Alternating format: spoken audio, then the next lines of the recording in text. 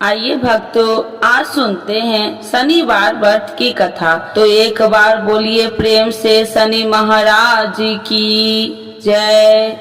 एक समय की बात है, सभी नवग्रह सूर्य, चंद्रमा, मंगल, बुध, बृहस्पति, शुक्र, शनि, राहु और केतु में विवाद छिड़ गया। विवाद का कारण था कि इनमें से सबसे बड़ा कौन है। कोई निर्णय न होने पर सभी देवराज इंद्र के पास निर्णय कराने पहुँचे। इंद्र किसी एक का पक्ष नहीं ले सकते थे, इसीलिए उन्होंने निर्णय देने में अपनी असमर्थता जताई। परंतु उन्होंने उन सबको पृथ्वी पर राजा विक्रमादित्य के पास जाने की सलाह दी, क्योंकि राजा विक्रमादित्य अति न्यायप्रिय थे। इंद्र ने कहा कि वे ही इसका निर्णय कर सकते हैं। इंद्र की सलाह से सभी ग्रह एक साथ राजा विक्रमादित्य के पास पहुँचे और अपने आने का कारण बताया। राजा इस समस्याओं से अति चिंतित हो उठे, क्योंकि वे जानते थे कि अगर उन्होंने किसी एक को बड़ा बताया तो बाकी ग्रह कुपित हो उठेंगे। तब राजा को एक उपाय सूझा। उन्होंने सुवर्ण, रजत, कश्य, पीपल, सीसा, रंगा, जाष्टा, अभर्ग और लोहे से 9 सिंहासन बनवाए और उन्हें इसी क्रम से रख दिया। राजा विक्रमादित्य ने उस सब से निवेदन किया कि आप सभी अपने सिंहासन पर स्थान ग्रहण करें। जो भी अंतिम सिंहासन पर बैठेगा वही सबसे छोटा होगा। लोहे सिंहासन सबसे अंत में था, इस अनुसार लोहे सिंहासन पर बैठने वाला सबसे छोटा होगा। शनि देव सबसे अंत में लोहे सिंहासन पर बैठे तो इसीलिए वही सबसे छोटे कहलाए। शनि देव को लगा कि राजा ने यह जानबूझकर किया है, इसीलिए उन्होंने कुपित होकर राजा से कहा, राजा तू मुझे नहीं जानता। सूर्य एक राशि में 1 महीना, चंद्रमा 2.25 महीना, 2 दिन, मंगल 1.5 महीना, बृहस्पति 13 महीना, वह बुध और शुक्र 1 महीने विचरण करते हैं, परंतु मैं 2.5 से 7.5 साल तक रहता हूँ। शनि देव क्रोधित होकर कहने लगे कि श्री राम की 7.5 आने पर उन्हें वनवास हो गया। रावण 7.5 आने पर वह वानरों की सेना से परास्त हो गया। अब तुम सावधान रहना। ऐसा कहकर शनि देव वहाँ से चले गए। इसके बाद अन्य देवताओं ने भी वहाँ से प्रस्थान कर लिया। कुछ समय बाद राजा की 7.5 आई। तब शनि देव घोड़े के सौदागर बनकर वहाँ आए। किसी ने राजा को सूचना दी कि कोई घोड़े का सौदागर आया है तथा उसके पास जो घोड़ा है वह बहुत बढ़िया है। राजा ने यह समाचार सुनकर अपने अश्वपाल को उस सौदागर से घोड़े खरीदने का आदेश दिया। अश्वपाल ने कई अच्छे घोड़े खरीदे। वह एक सर्वोत्तम घोड़े को राजा को सवारी हेतु दिया।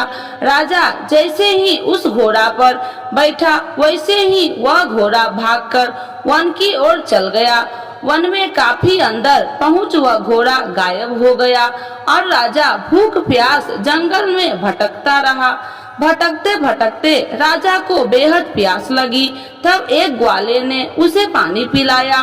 राजा ने प्रसन्न होकर उसे अपनी अंगूठी दे दी। वह अंगूठी देकर राजा आगे चल दिया और एक नगर में पहुंचा। वहां उसने अपना नाम उज्जैनी निवासी बिका बताया। वहां एक सेठ की दुकान से उसने जल इत्यादि पिया और कुछ विश्राम भी किया। भाग्यवश उस दिन सेठ की बड़ी बिक्री हुई। सेठ खुश होकर उसे खाना खिलाने के लिए अपने साथ घर ले गया। वहां उसने एक खूंटी देखी जिस पर एक हार टंगा था। राजा ने देखा कि खूंटी उस हार को निगल रही है और थोड़ी देर में पूरा हार गायब हो गया। सेठ ने समझा कि बीका ने हार चुरा लिया। उसने बीका को कोतवाल के पास पकड़वा दिया। फिर राजा ने भी उसे चोर समझकर उसके हाथ और पैर काट दिए। वह चैरंगिया बन गया और नगर के बाहर फिकवा दिया गया। वहाँ से एक तेली निकल रहा था। उसे राजा पर दया आई और उसने बीका को अपनी गाड़ी में बैठा लिया। वह अपनी जीभ से बैल को हाँकने लगा। उस काल राजा की शनि दशा समाप्त हो गई। वर्षा ऋतु आने पर राजा मल्हार गाने लगा। तब वह जिस नगर में था वहाँ की राजकुमारी मनभावनी को वह इतना भाया कि उसने मन ही मन प्रण कर लिया कि वह उस राग गाने वाले से ही विवाह करेगी। उसने दासी को राग गाने वाले को ढूंढने के लिए भेजी। दासी ने बताया कि वह एक चौरंगिया है, परंतु राजकुमारी न मानी। अगले ही दिन से राजकुमारी अनशन पर बैठ गई कि विवाह करेगी तो उसे सबने बहुत समझाया, पर फिर भी जब वह न मानी तो राजकुमारी के पिता ने उस तेली को बुलावा भेजा और विवाह की तैयारी करने को कहा। फिर उसका विवाह राजकुमारी से हो गया। एक दिन सोते हुए स्वप्न में शनि देव ने राजा विक्रमादित्य से कहा, राजन, देखा तुमने मुझे छोटा बताकर कितना दुख झेला है। तब राजा ने उनसे क्षमा मांगी और प्रार्थना की, हे शनिदेव, जैसा दुख मुझे दिया है किसी और को न देना। शनिदेव मान गए कि और कहा, जो मेरी कथा व व्रत करेगा उसे कोई दुख न होगा, तथा जो नित्य मेरा ध्यान करेगा और चीटिया का आटा डालेगा उसके सारे मनोरथ पूर्ण होंगे। साथ ही शनिदेव ने राजा को उसके हाथ पैर की वापसी दे दिए। प्रातः आँख खुलने पर राजकुमारी ने जब राजा को देखा तो आश्चर्यचकित रह गई। बीका ने उसे बताया कि वह उज्जैनी का राजा विक्रमादित्य है। सभी अत्यंत प्रसन्न हुए। सेठ ने जब यह सुना वह पैर पर गिरकर क्षमा मांगने लगा। राजा ने कहा कि वह तो शनि देव का कोप था, इसमें किसी का कोई दोष नहीं। सेठ ने फिर भी निवेदन किया कि मुझे शांति तब ही मिलेगी जब आप मेरे घर चलकर भोजन करेंगे। सेठ ने अपने घर कई प्रकार के व्यंजन से राजा का सत्कार किया। साथ ही सबने देखा कि जो खूंटी हार निकल गई थी वही उसे उगल रही थी। सेठ ने अनेक मनोहर देख राजा का धन्यवाद किया और अपनी कन्या श्री कन्वरी से शादी करने का निवेदन किया।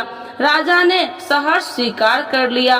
कुछ समय पश्चात राजा अपनी दोनों रानियां मनभावनी और श्री कन्वरी को उज्जैनी नगरी के लिए निकल पड़े।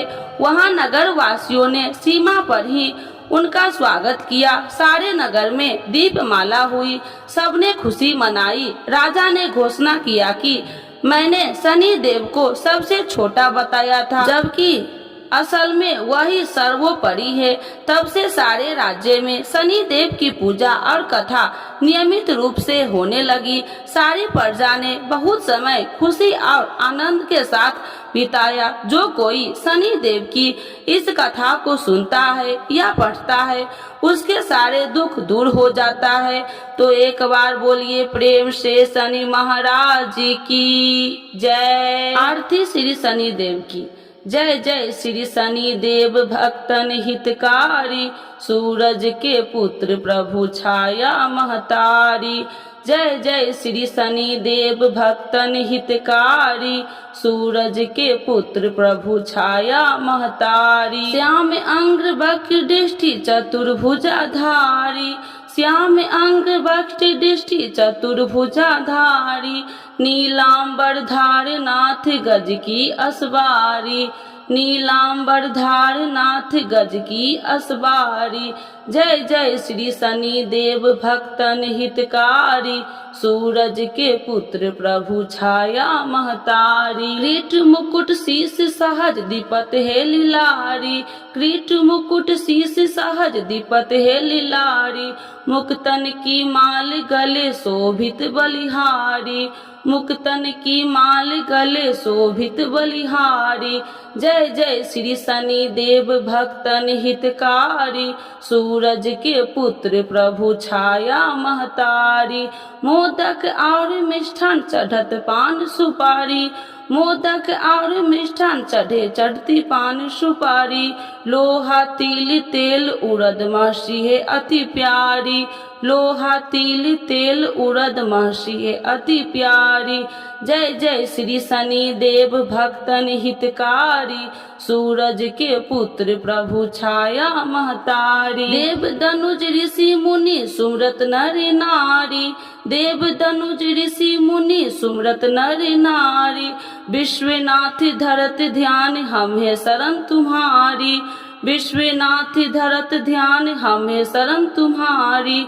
जय जय श्री शनि देव भक्तन हितकारी, सूरज के पुत्र प्रभु छाया महतारी। एक बार बोलिए प्रेम से शनि देवता की जय, छाया माता की जय, सूर्य भगवान की जय।